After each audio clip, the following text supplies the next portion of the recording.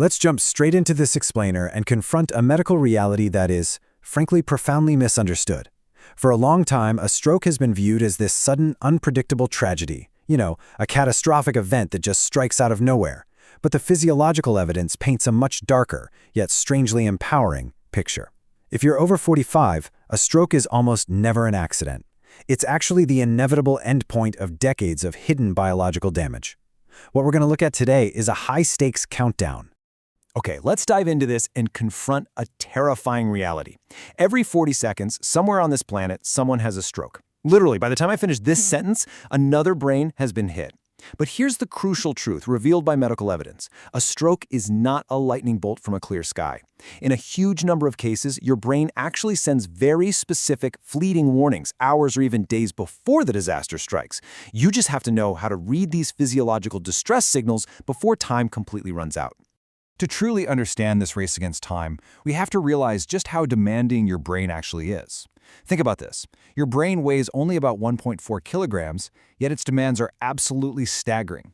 It consumes 20% of the oxygen you breathe in and 25% of all the glucose in your blood. It's a control center that never, ever turns off. If that fuel line is cut for just 4 to 6 minutes, brain cells begin to die in ways you cannot reverse. It is quite literally a biological hostage situation. I want to ask you to consider your exact age right now, because your age dictates the speed of this silent decay. Once you cross into your 40s, endothelial injury and plaque buildup from things like high glucose or smoking accelerates twice as fast as it did in your 30s. And by the time you hit 45 and beyond, the primary drivers of a stroke shift radically. You're no longer dealing with simple wear and tear, you're dealing with rapid, compound vascular aging. And this exact decay starts at a microscopic level, specifically in the endothelium. You can think of it like a super smooth, non-stick pan lining every single artery in your body. But when chronically high blood sugar or toxic chemicals from smoking scratch and scar this non-stick coating, it loses its vasomotor reserve. Basically, it loses its ability to flex and adapt. And those rough, scarred spots, they become the absolute perfect landing pads for bad cholesterol and inflammatory proteins to cling to. Let's walk through this relentless biological cascade together. It all starts with that endothelial damage we just talked about, followed by a severe loss of flexibility, and it ends in silent plaque and clot accumulation. Now, this happens over decades. It secretly sets the stage for an ischemic stroke, where blood flow completely stops long before a doctor ever officially diagnoses you with diabetes or heart disease. The vessel opening gets tighter and tighter until it hits a critical breaking point. Which brings us to the TIA, or transient ischemic attack. This is your body's final desperate glitch in the system. When a tightly narrowed artery goes into a brief spasm or a tiny clot blocks it momentarily, that part of your brain literally blacks out. It usually only lasts between 30 seconds and 10 minutes. And because it vanishes so quickly, most adults 45 and older dangerously just ignore it. But make no mistake, this is your body screaming that a massive stroke is imminent. We need to decode the 5 specific warning signs. Warning sign number 1 is sudden, fleeting blindness in one eye. Neurologists call this amaurosis fugax. Now, you might just brush it off and think it's screen fatigue, but what's actually happening is terrifying. A tiny clot has broken off from your carotid artery and plugged the internal branch feeding your retina. You see a dark curtain because your eye is literally starving for blood. And get this, if that exact same clot had drifted just 2 millimeters to the side into a main brain artery, you could be looking at permanent paralysis. Warning sign number 2 is sudden, one-sided numbness. Now, we need to contrast a benign nerve squeeze, like, just sleeping funny on your arm, where a sensation comes back when you shift posture, with clinical paresthesia. If your arm, your face, or an entirely one side of your body suddenly feels like rubber or cotton out of absolutely nowhere, that has nothing to do with posture.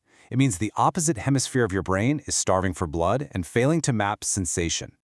Warning sign number 3 forces us to ask a really important question. Why does your balance suddenly glitch? If you suddenly experience a drunk walk or violent dizziness and you don't have any underlying inner ear condition, you are in a vascular crisis. A sharp drop in blood flow through the vertebro-basilar arteries in your neck is causing your cerebellum, the part of the brain that calculates space and movement, to completely misfire. So please, do not blame this on a bad pair of shoes. Your brain's coordination center is momentarily blacking out.